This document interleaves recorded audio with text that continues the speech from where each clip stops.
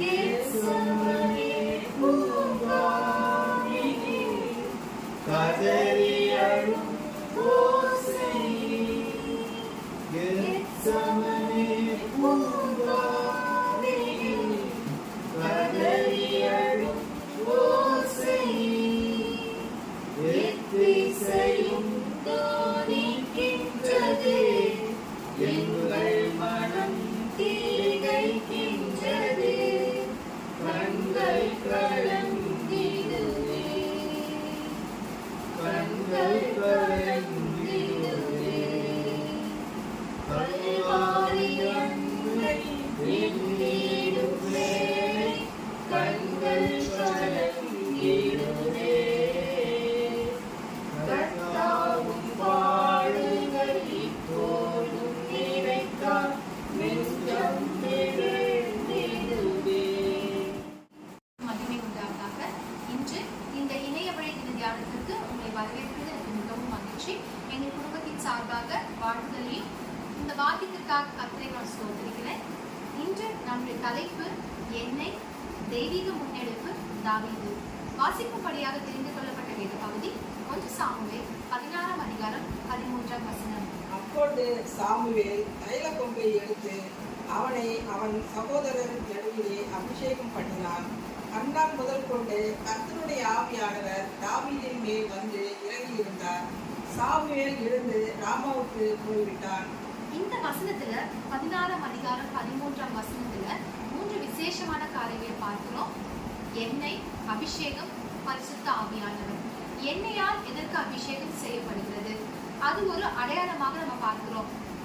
எதற்காக அந்த அடையாளம்? கர்த்தருடைய செயலை செய்வதற்காக, கர்த்தருடைய பணியை செய்வதற்காக கர்த்தரால் தெரிந்து கொள்ளப்பட்டவர்கள் மீது எண்ணெயால் அபிஷேகம் செய்வது வழக்கமாக உள்ளது. 1 சாமுவேல் 16ஆம் அதிகாரம் 3ஆம் வசனத்தை நம்ம வாசிக்க கேட்போம். ஈசாயை பலி விருந்துக்கு அழைப்பாயாக, அப்பொழுது நீ செய்ய வேண்டியதை நான் உனக்கு அறிவிப்பேன். நான் உனக்கு சொல்லுகிறவனை எனக்காக அபிஷேகம் பண்ணுவாயாக என்றார். இந்த வசனத்துல கடைசி பகுதி நம்ம பார்க்கிறோம். நான் உனக்கு சொல்கிறவனை எனக்காக அபிஷேகம் பண்ணுவாயாக.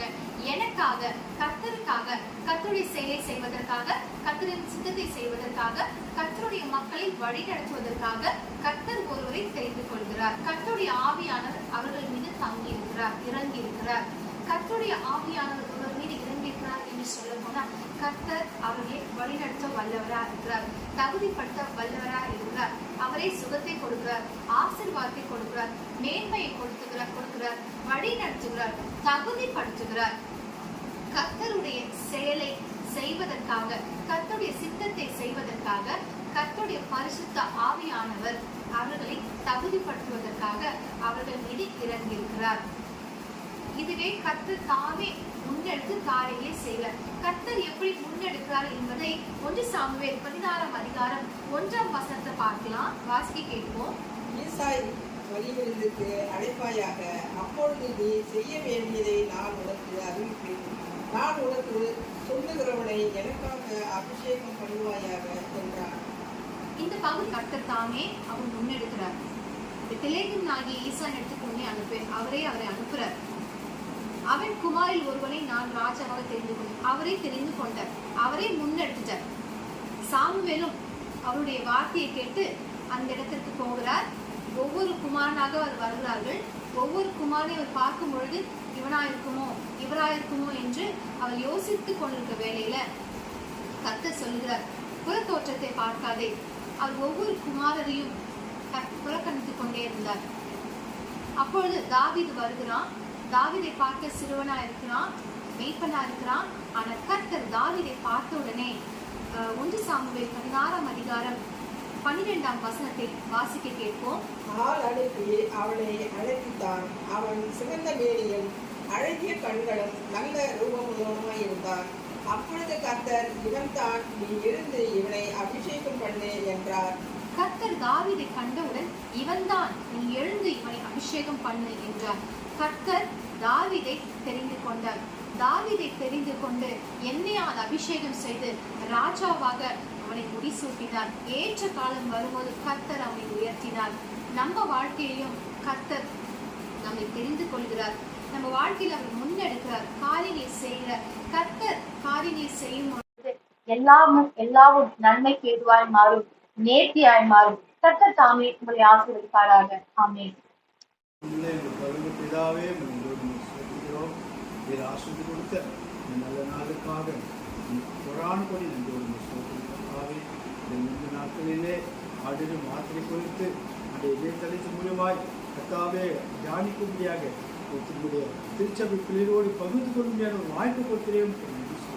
நன்றியோடு ஆண்டவரே கர்த்தர் நடுவில் இருக்க அவர் வல்லமுள்ளவர், அவர் ரட்சிப்பார் என்ற வார்த்தை கர்த்தாவே வல்லமுள்ளவராக ரட்சிக்கிறவராக எங்களை வழிநடத்துகிறவராக இருக்கிறவர்களாக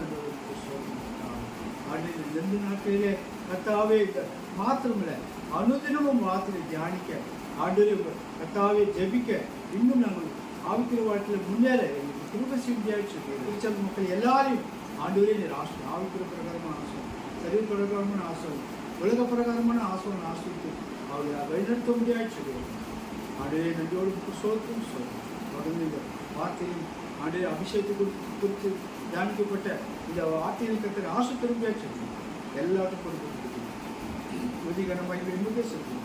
இயேசு நாம் ஜெபிக்கிறோம். ஜீவனுள்ள நல்ல பிதாவே. ஆமென்.